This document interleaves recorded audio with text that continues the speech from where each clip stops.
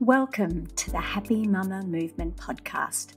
I'm Amy Taylor-Kabbaz, mama, journalist, coach, and founder of Mama Rising. This podcast is a space of community and collaboration. We gather stories of matrescence, motherhood, womanhood, and change told by our Mama Rising coaches and mothers around the globe, in the knowing that through our stories, we can begin to heal and change the way the world sees, values, and supports mothers everywhere. So, welcome to the Happy Mama Movement.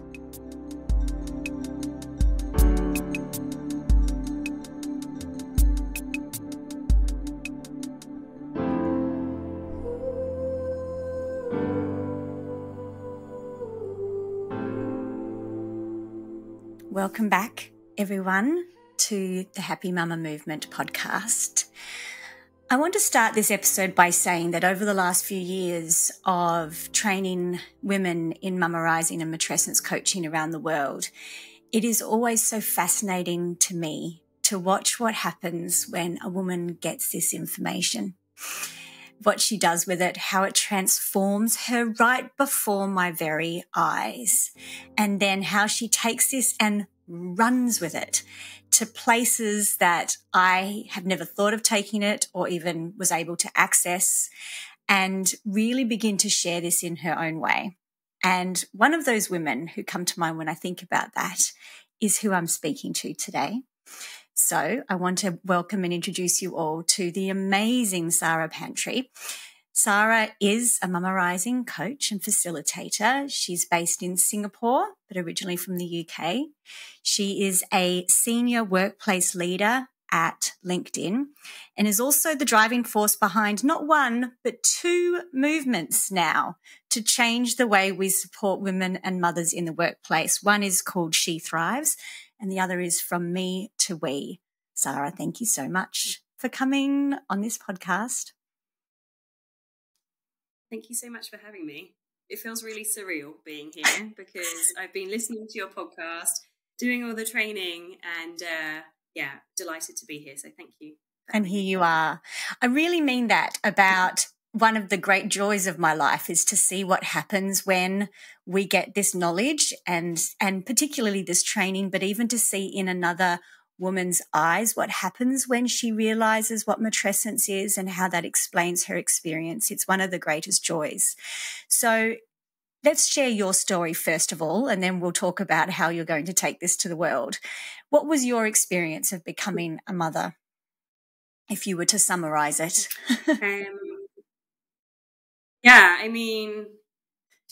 It was the opposite of what I thought it was going to be, which was probably the most unsettling. I'd been in Singapore for nearly 8 years now, and I treated being pregnant and becoming a mother exactly the same way as I had through my career.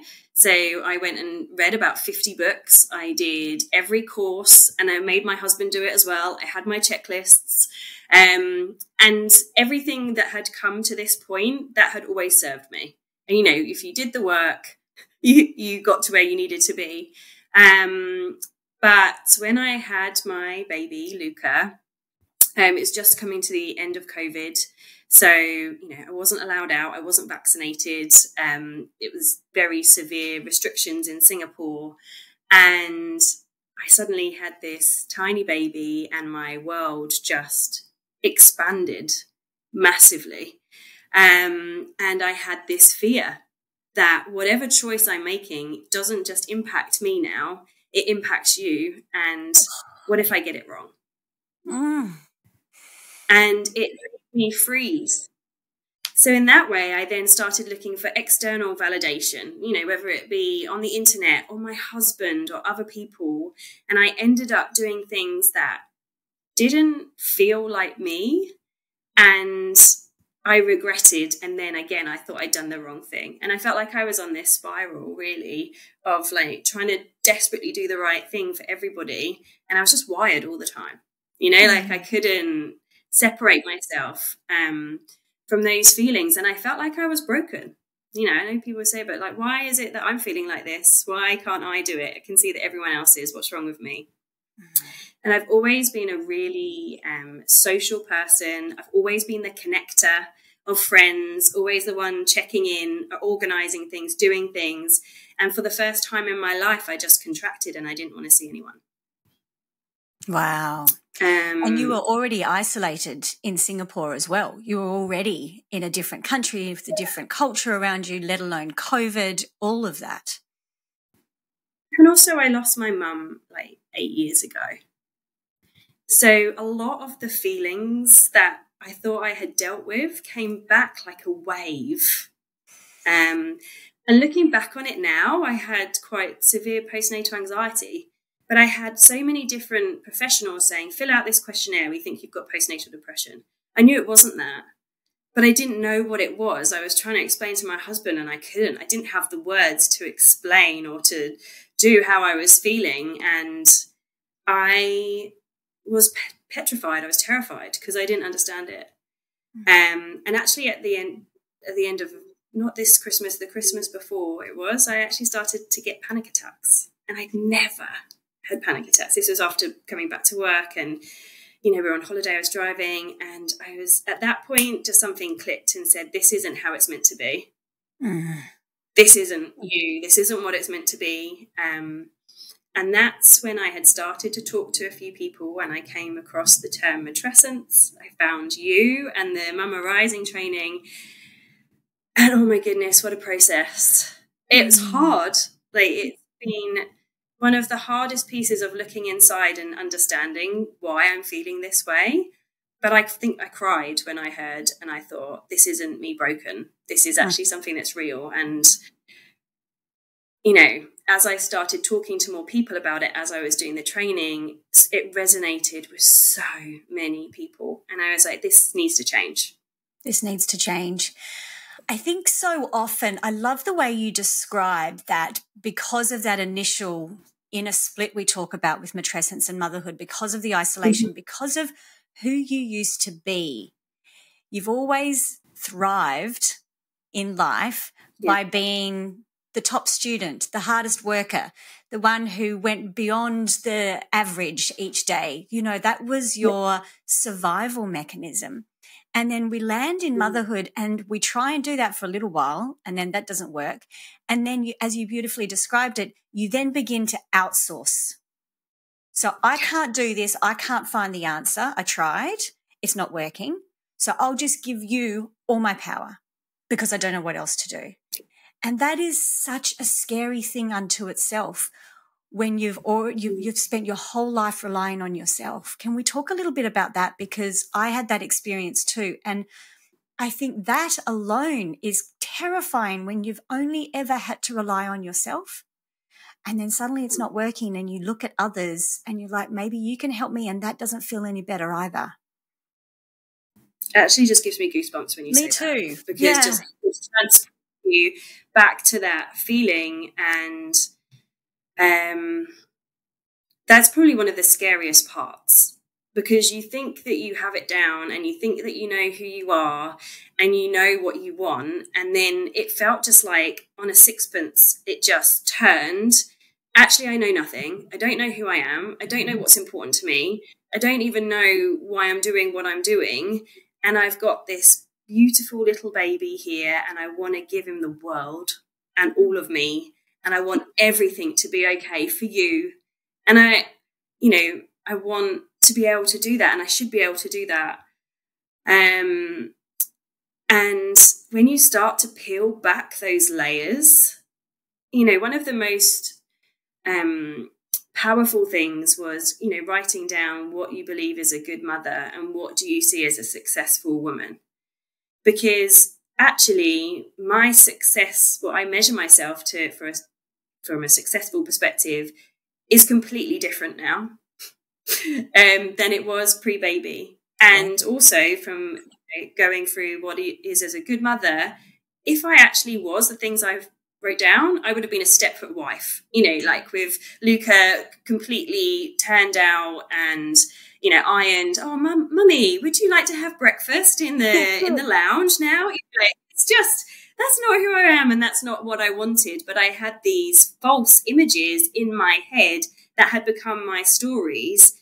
But it was one thing identifying what they were, but it's another thing then replacing them with something that feels good, because you actually feel like you're going against the grain and people look at you of like, well, that's not how it's done.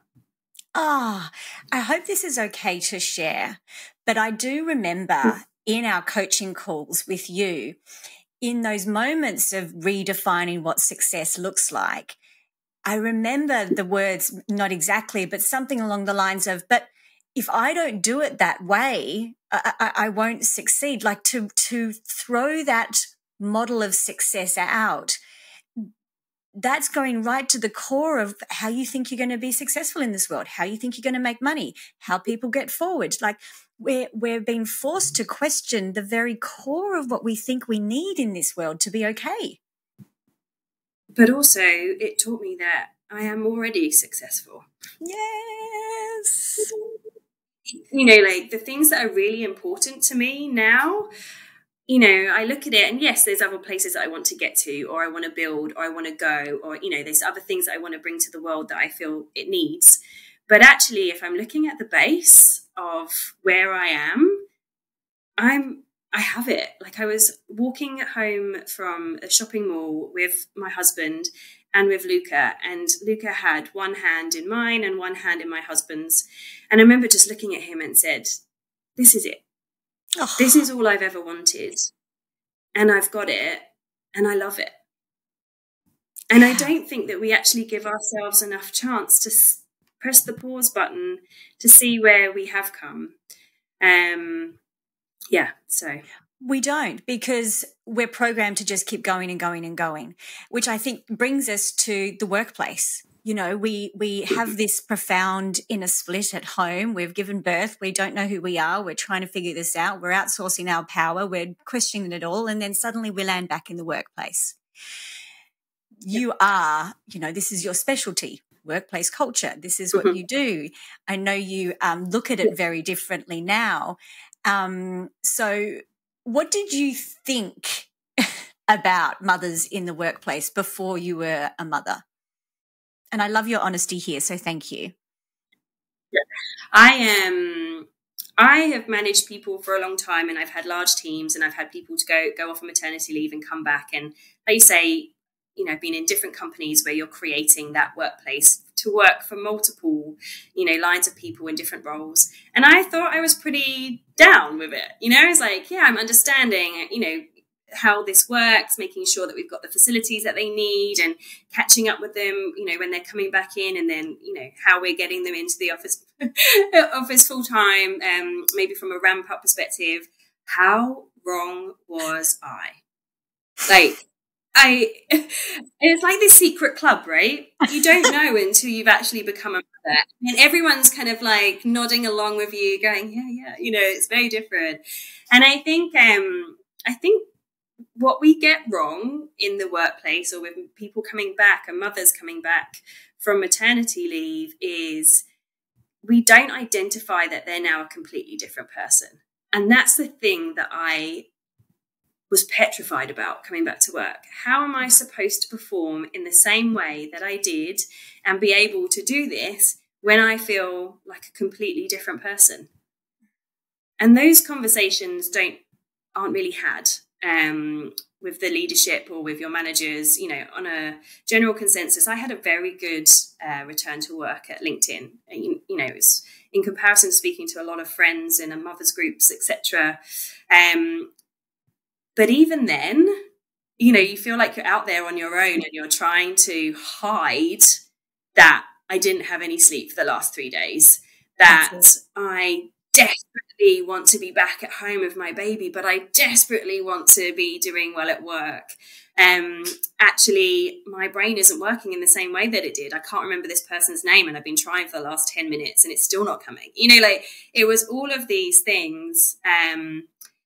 And the one thing that really helped me coming back into the workplace was a mentor. So in LinkedIn, we have something called Expect In, which I'm leading in Singapore now, where mothers and dads coming back from maternity and paternity leave can put their hand up saying that they want to be matched with a return to work mentor. And I had one. Her name was Olivia, and she was the reason that I stayed. There was multiple times when I phoned her up and said, I'm struggling. I've had 2 hours sleep the last 2 nights, and I've got this big presentation coming on, and I just don't think I can do it. And on one occasion, she's like, right, let's grab a coffee. And on one occasion, she's like, Sara, go and have a nap. It's okay. The world isn't going to stop. She also gave me emotional. It makes me emotional when you say that. It's all we need is just someone to say that to. Yeah. And she also gave me the confidence to say what I needed to be successful coming back to work. I was pumping, so Luca wasn't able to nurse, but I was pumping full time. I did a massive pump in the morning, and I usually didn't finish till 9 or 9:30. And she's like, just go and ask. What's the worst they can say? It's no. So I did, and there was no problem. But I felt like I was being an inconvenience to even ask it, to have someone in your corner, like you say, to say, go and have a nap. It's okay to ask for these things. This is what you need. Then we can, I'll support you in it. And it made such a difference to have someone there that was in my corner, that wasn't my manager, because I didn't want to go back and say I'm not capable or I'm struggling or, what am I doing here? But to have someone else there that had been through it, that was there, it made such a difference. And it's something that I wish that every company would have, because it's simple. It's not that hard. It's not that hard. But we talk so much about, the gender pay gap and the lack of women in leadership roles. And you've pointed out exactly why mothers don't stay is because they feel like they're failing. They feel like they can't be honest about it. They're trying to pretend that they're still the same person they used to be. And then when they can't keep up and they don't want to say anything, they just quit. And all you needed was permission to ask for what you needed to succeed, and a space that acknowledged and said, don't worry, that's totally normal. I felt the same way. You'll be okay. Take a nap. I mean, it's mind-blowing. And so often, I think we did move towards the right direction with, breastfeeding rooms and facilities and everything like that. Like, it was a good early attempt, but we really have to acknowledge that we need more than that now. Yeah, and I feel that if you're looking at it from a bigger picture, it's not just the mamas, right? It's well-being. These things need to be visible. It has to be, you can't put a gym into a workplace and say it's got a great culture. The culture is where people can actually go and use it when they need to, or having a mindfulness space that people actually go and use. Or, if it's mothers and fathers coming back, that it's visible and that's okay and that it's celebrated. Because if we don't do that, people are hiding all the time. And that's where you're not going to have the engagement. People aren't going to want to, keep on coming into the office or staying with that company or moving around thinking there's going to be something better and different in a different place. So with Expect In and this peer-to-peer support system, I would imagine it not only obviously supports and helps the newly returned parents, but the elders, as we would call them, the mentors. Yep. I wonder, in your reflection now that you're leading it in Singapore and what you've seen, I think it would make the mentors more proactively visible in their parenting too. It would have a trickle-up effect as well as a trickle-down effect. No, definitely. And the amazing thing with Expecting is we often get people who have been mentored putting their hands to be a mentor. So there's that kind of growth that comes through from there. And you have got so many different people in different types of roles, whether they're sales, whether they're support, whether, going through and making that visible. And I would say that's one thing that LinkedIn's actually very good at. Like a couple of weeks ago, my boss's kids were sick and he's like, right, sorry guys, down tools, my kids are sick. If you need me and it's emergency, I'm there, but otherwise I'm not going to be available today. And that's okay. And it makes such a difference. Yeah, it does. I would love to hear your thoughts as well on the redefining of strength in your definition of success. I think this is another big cracking open part of this matrescence motherhood experience, that this strong outer shell, this keep going no matter what, this hard work, this determination is what we pride ourselves on as our strength. And to undo that in a way and instead embrace a slower pace, embrace rest, embrace a nap, embrace vulnerability and emotions. Again, especially with a lot of women in these corporate environments, it's incredibly hard and scary to feel like you can soften. This is probably one of the biggest realizations that I've had in the last 2 years. And one word that epitomized strength for me was consistency. Mm-hmm. I had to be consistent. So I had to turn up every day at 100%. I had to go to every PT session and make sure I was there. I had to meet every deadline. I had to do everything, I had to consistently be on that road of doing more, doing better, showing up. And if I wasn't consistent, it meant I wasn't successful. I wasn't strong. Actually, what I have learned is that's BS. Actually, from my perspective now, yes, to turn up and be there is important, but not at the expense of who I am and what I do. Because no one else is going to look after myself or my son, and I can very quickly burn out with that outlook on how I'm moving forward. Yes. So for me, bringing back on that consistency was, it doesn't mean that you have to be 100% all of the time. Actually, what's really important. So going back to my values, but going back to my success measures each time and saying, redefining strength. Actually, for me, strength is being able to say, I need some help, or I can't do that now, or to my husband, I need your help in doing X, Y, and Z. And it's been a massive U-turn for me because I don't feel exhausted all of the time. And it means that I can turn up for the things that I have committed to at work and be my best. And more importantly, when I'm spending time with Luca at home, I'm his, my full attention is with him and his development. So yeah, I would say the biggest thing for me is letting go of being consistent, which is the opposite that I've been taught my whole life. And it worked for you to a certain extent. This is the other scary thing about changing our values and definitions at this time. It's worked until now, until it doesn't work anymore. And that's the beauty of this season in our life. I know, one of my favorite, sayings is, when I rest, I rise. And you've been thinking about how to communicate this with women in the workplace. How do we go into workplace cultures and change this core belief that if I'm not the most consistent, the most visible, if I don't keep this level, I'll fail or I'll need to quit? How do we redefine this in this space, do you think? I think there's different levels of this. So I think there is one aspect which is our own, that we are owning for ourselves. I then think there is a company-wide expectation of how that looks. And then you also have the other dynamic of the leaders and the leadership that you are working with. And it's not just one person's problem or one person needs to fix it.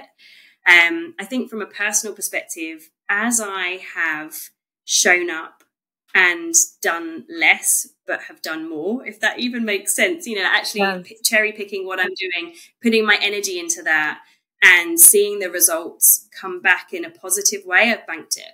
Because then if I start to get into that feeling of like, oh, I'm not doing enough, I should be doing this, I'm going back to that evidence.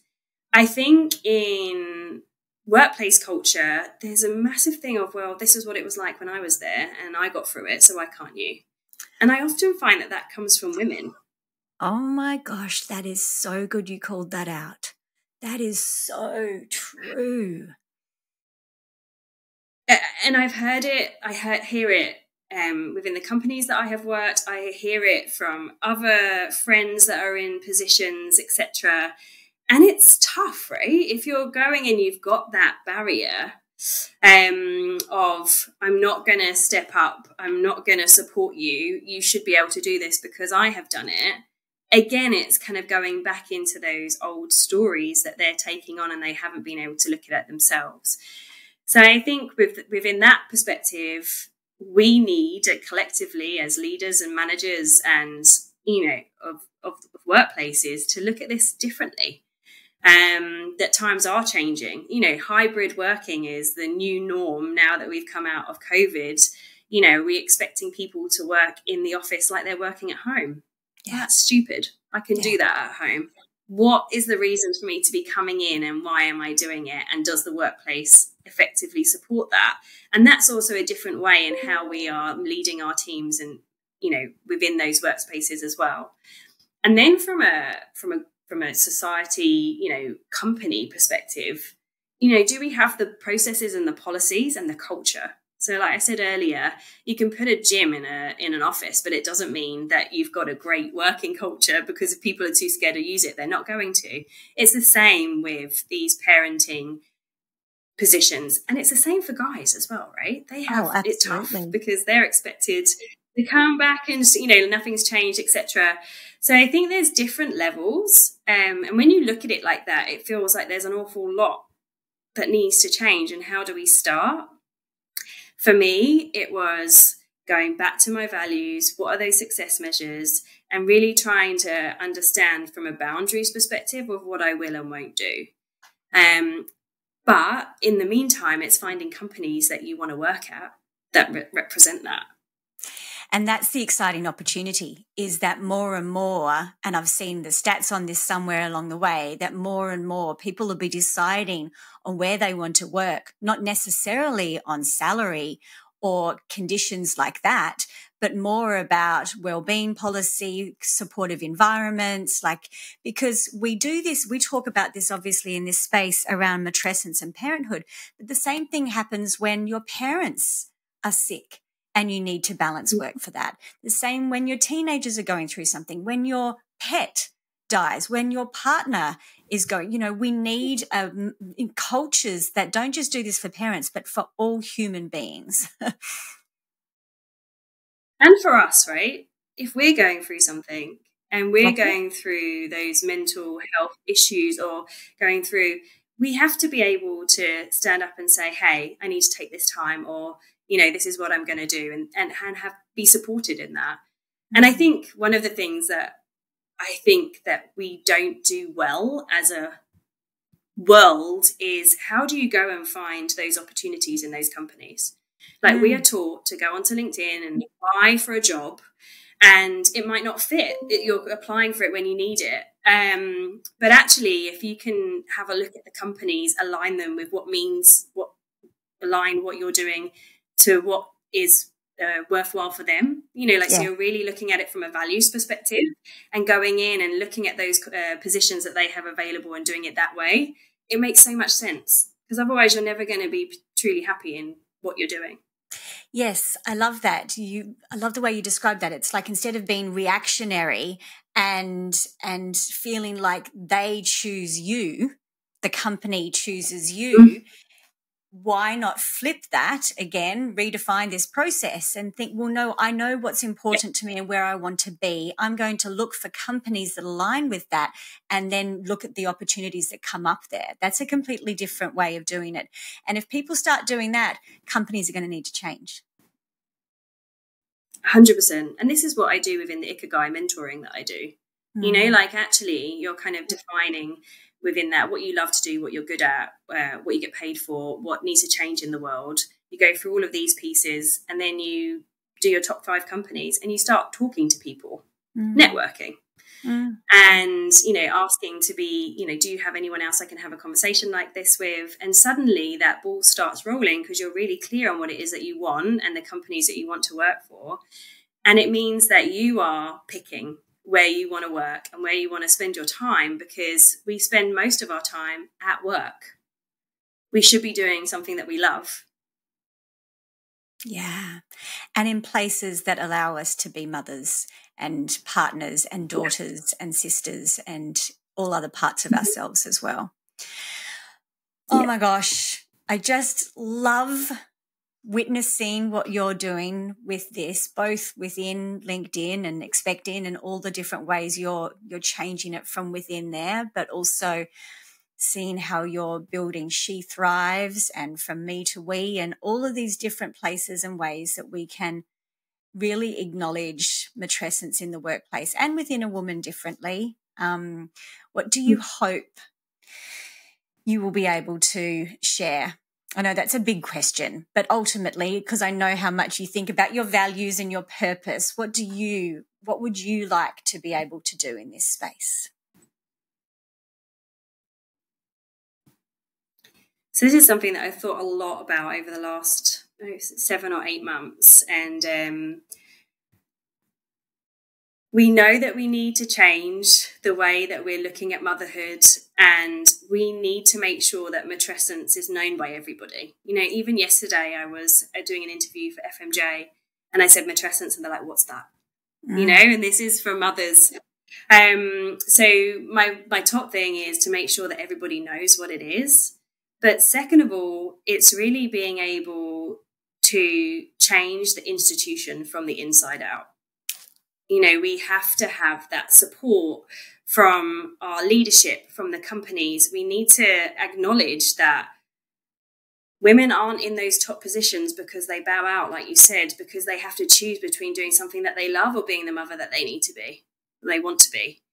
Mm-hmm. And that's not right. You know, so being able to influence that and bring it to the world, and also, like I said, enabling people to be able to choose where they work and what they want to do. Because I really feel that that is a different way of looking at how we can bring matrescence into the everyday. Oh, beautiful. And so it is, and let it be. And all of the prayers and wishes around that. I love that. We do need to change it from the inside out. Thank you so much, beautiful, for your passion and courage in this space. It's just phenomenal to watch. I will put all the details in the show notes of where people can connect with you. I'm sure you will be inundated. Thank you again. Thank you so much, Amy.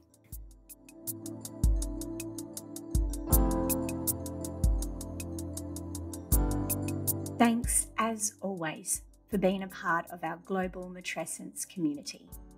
Please take a moment and make sure you're subscribed to this podcast in your podcast player so you can always be notified of our next episode.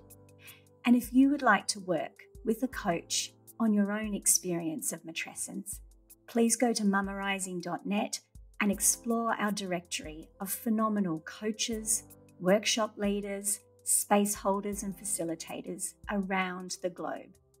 You can also explore our Global Matrescence Foundation and consider donating so a mama in need can access the support of one of our coaches and still ensure that our coaches receive the income and support they need so they can continue to work in this way. And finally, if you would like to be a coach, a facilitator and a matrescence activist in your own community, jump on our waitlist for our next intake of the Mama Rising Facilitator Training at mamarising.net. Thank you for being here and being part of this movement. Until next week, bye.